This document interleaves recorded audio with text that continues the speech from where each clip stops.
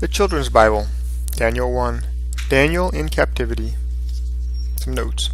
Some of the trials of the Jews in exile come out in the tales of Daniel, who was taken from Jerusalem as a child after the city first became subjected to Babylonian rule. Daniel's role as an often influential foreigner spanned more than half a century, from Nebuchadnezzar to the Persian king Cyrus. Here we go. When Nebuchadnezzar, the king of Babylon, besieged Jerusalem in the 3rd year of the reign of Jehoiakim, king of Judah, he carried away some of the vessels of the house of God. He carried them to the land of Shinar, to the house of his gods.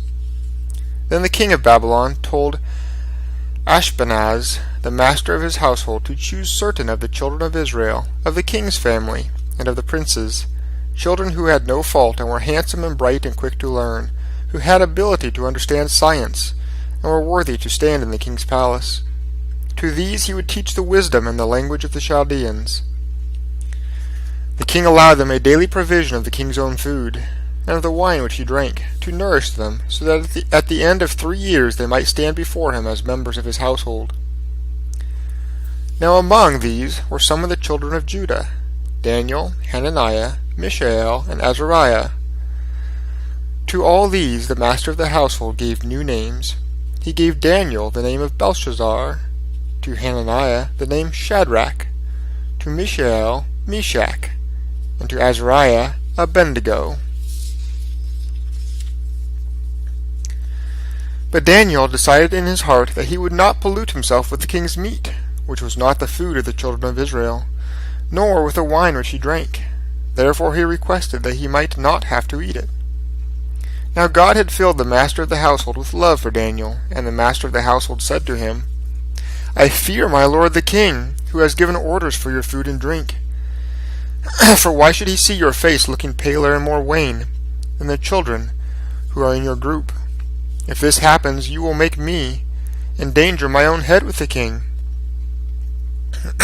Then Daniel said to Melzar, whom the master of the household had put over Daniel, Hananiah, Mishael, and Azariah, Test your servants, please, for 10 days. Let them give us peas and beans to eat and water to drink. Then look at our faces and at the faces of the children who eat of the king's food, and then deal with your servants according to what you find. He agreed to test them in this manner, and tried them for 10 days. And after the 10 days their faces appeared fairer and plumper than those of the children who had eaten of the king's food. So Melzar took away their helpings of the meat and the wine that they were supposed to drink, and gave them peas and beans. As for the 4 children, God gave them knowledge and skill in all kinds of learning and wisdom. And Daniel had understanding of all visions and dreams. Now at the end of the time when the king had said they should be brought in, the master of the household took them before Nebuchadnezzar. The king talked with them, and among them all none was found like Daniel, Hananiah, Mishael, and Azariah. Therefore they stayed before the king.